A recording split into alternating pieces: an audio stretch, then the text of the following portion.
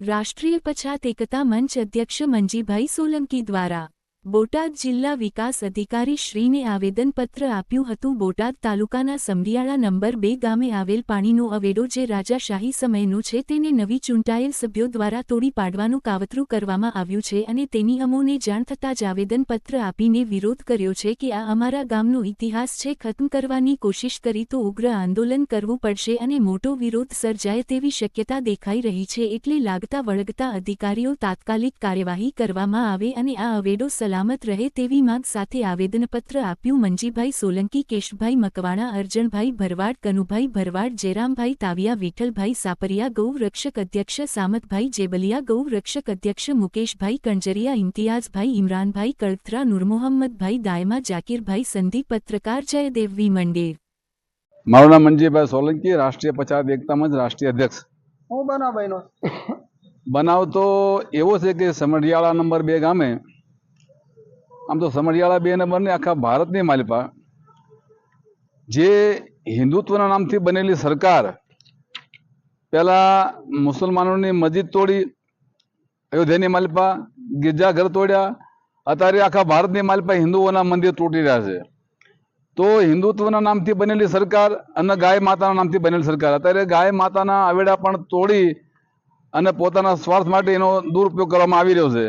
એટલે આ સરકારને અમે કહીએ છીએ કે હવે અમારી સબરના બાંધ તૂટી રહ્યા છે। ગાય અને તમામ અબોલ પશુને પાણી પીવા માટે રાજાશાહી વખતના બનેલા દરેક ગામની માલપા આવેડાઓને તમે જે તોડવાનું જે કાવતરું ઘડી રહ્યા છો એ તમારા કૃત્યને બંધ કરશો, ને તો અમે અને આ ભારતની જનતા જે રહી એ કદાપી સહન નહીં કરે। જય ભીમ, જય ભારત, જય સંવિધાન। મારું નામ સામતભાઈ જેબલિયા। હું અનેક સામાજિક ધાર્મિક સંસ્થા સંગઠન સાથે જોડાયેલો છું અને ગૌરક્ષકમાં ગુજરાત પ્રદેશ ઉપાધ્યક્ષ અને સંગઠન મંત્રી તરીકે માનદ સેવા આપું છું।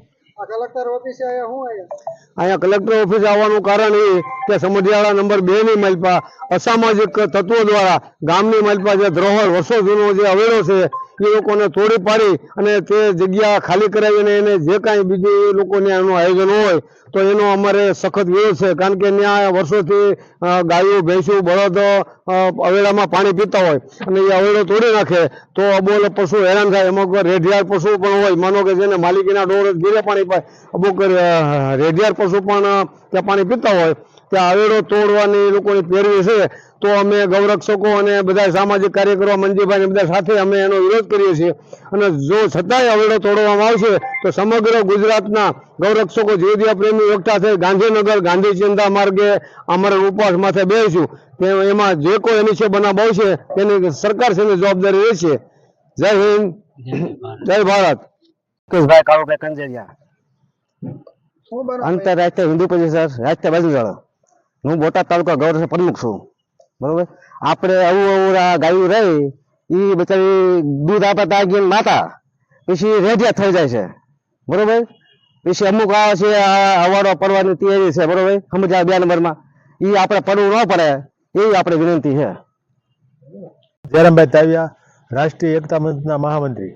કલેક્ટર ઓફિસે કલેક્ટર ઓફિસ એટલા માટે આવ્યા હતા કે સમડિયાળ નંબર 2 માં જે અવેડો અત્યારે વર્ષો જૂનો છે ત્યાં આખા ગામના પશુઓ ત્યાં પાણી પીવે છે અને એ અવેડો તોડી પાડવાનું કાવતરું ઘડાઈ રહ્યું છે। એટલા માટે ગામની અંદર સુલે શાંતિનો ભંગ ન થાય તેટલા માટે કલેક્ટર સાહેબને અમે આવેદનપત્ર આપવામાં આવ્યા છે।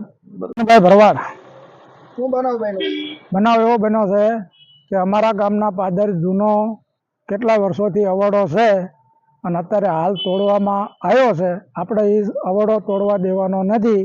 આના માટે જે આગળ કાર્યવાહી કરવાની થાય એના માટે આપણે લડતમાં જવાનું છે। કનુભાઈ નારાભાઈ ભરવાડ, શું બનાવ અમારા સમડિયા નંબર 2 માં અવડો પાડવામાં આવશે અમારે ના છે। અને અમારા